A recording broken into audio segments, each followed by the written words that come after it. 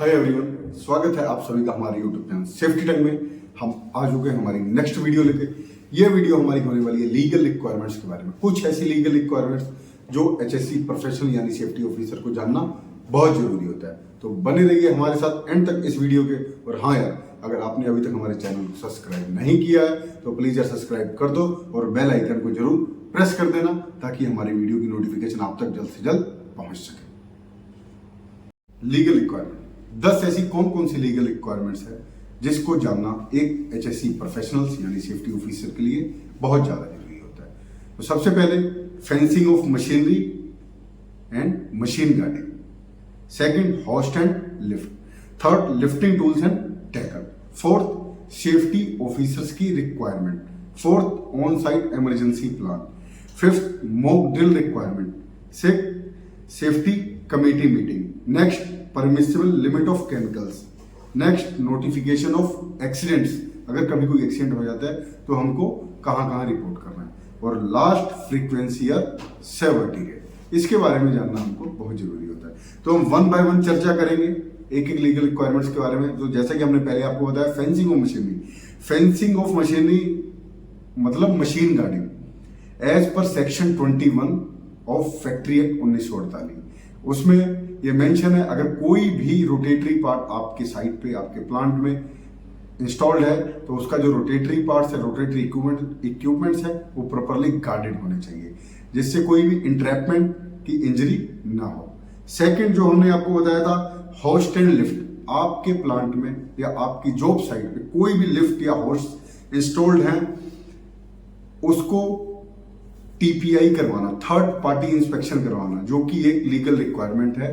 उसकी फ्रीक्वेंसी क्या होनी चाहिए, तो वो as per section 28 of factory act 1948 में मेंशन है कि हमको कब कब टीपीआई करवानी चाहिए। तो मैं आपको बता दूं, लिफ्ट और होस्ट की जो टीपीआई होती है वो ईच एंड एवरी 6 मंथ, हर 6 महीने बाद वो दोबारा टीपीआई कराई जाती है, जो कि एक कॉम्पिटेंट पर्सन करता है। और जो नेक्स्ट हमने बताया था, lifting tools and tackle. Lifting tools and tackle, कोई भी लिफ्टिंग टूल एंड टैकल, जैसे कि हम चैन ब्लॉक की बात करें, डी शैकल, बो शैकल, चेन्स, रोप्स, कोई भी ऐसे लिफ्टिंग टूल एंड टैकल्स हैं जिससे हम लिफ्टिंग का या लिफ्टिंग ऑपरेशन में यूज करते हैं, चाहे वो हाइड्रा हो, क्रेन हो, कोई भी हो, उसकी भी टीपीआई होना आवश्यक है। उसकी जो फ्रीक्वेंसी है वो 1 ईयर की है। ये requirement as per factory act section 29 में मेंशन है। तो नेक्स्ट हमने आपको बताया था सेफ्टी ऑफिसर्स की रिक्वायरमेंट, जो कि बहुत ही जरूरी है क्योंकि हम इस फील्ड से हैं, एचएससी प्रोफेशन से हैं, तो हमको ये जानना बहुत जरूरी होता है। ये जो रिक्वायरमेंट है as per section 40B of factory act की रिक्वायरमेंट है। उसमें सेफ्टी ऑफिसर की क्वालिफिकेशन, एक्सपीरियंस के बारे में सब कुछ बताया गया है। तो अगर आप वो क्वालिफिकेशन गेन कर लेते हैं, वो एक्सपीरियंस आपके पास होता है, तभी आप एज एचएससी ऑफिसर वर्क कर सकते हैं। जो हमने नेक्स्ट बताया था आपको, वो बताया था ऑन साइट इमरजेंसी प्लान के बारे में। ऑन साइट इमरजेंसी प्लान क्यों जरूरी है?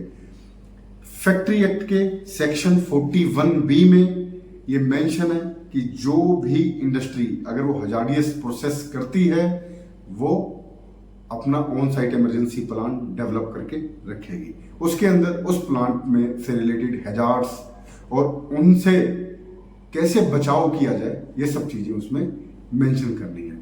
नेक्स्ट जो हमने आपको बताया था, मॉक ड्रिल की रिक्वायरमेंट। अब अगर हम मॉक ड्रिल की बात करेंगे तो पूरे फैक्ट्री एक्ट में हमको मॉक ड्रिल के बारे में नहीं मिलेगा। तो आदमी सोचते हैं कि मॉक ड्रिल की रिक्वायरमेंट लीगल रिक्वायरमेंट नहीं है, ऐसा नहीं है। जो मॉक ड्रिल की रिक्वायरमेंट है वो as per rule 13 of MSIHC rule 1989 में मेंशन है।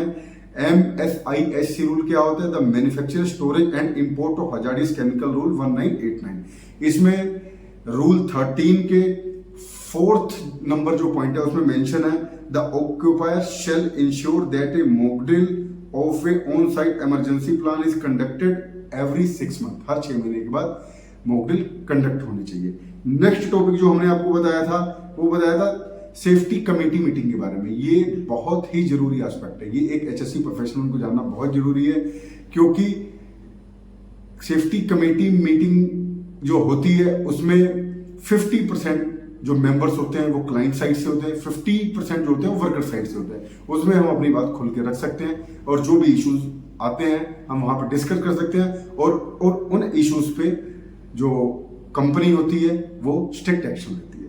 तो इसकी जो रिक्वायरमेंट है as per factory act 41G में मेंशन है कि वर्कर पार्टिसिपेट जो हमारा permissible limit of chemical as per section 41F of factory act, उसमें मेंशन है परमिसिबल लिमिट ऑफ केमिकल्स। उसमें मेंशन है कि किस केमिकल की कितनी कंसंट्रेशन ह्यूमन हेल्थ के लिए नुकसानदायक हो सकती है, उसके बारे में आपको उसमें जानने को मिल सकता है सेक्शन 41F में।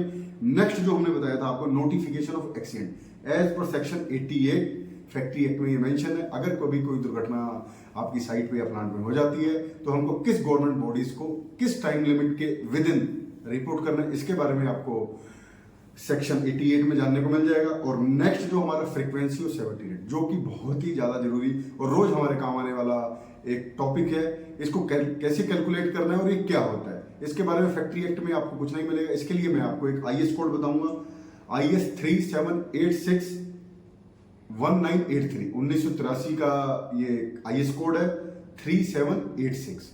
इसमें आप पढ़ेंगे तो आप जान जाएंगे कि फ्रीक्वेंसी रेट सेवर्टी रेट के बारे में इसमें ब्रीफ बताया गया और कैसे इसको कैलकुलेट करते हैं, ये सब चीजें बताई गई हैं। और लास्ट में मैं आपको 3 शेड्यूल जो फैक्ट्री एक्ट के जो बहुत इंपॉर्टेंट शेड्यूल्स हैं उसके बारे में आपको बताता हूं कि फर्स्ट शेड्यूल, सेकंड शेड्यूल और थर्ड शेड्यूल। फर्स्ट शेड्यूल क्या होता है? फर्स्ट शेड्यूल में list of industry involving hazardous process, इसमें टोटल 29 इंडस्ट्री लिस्टेड है।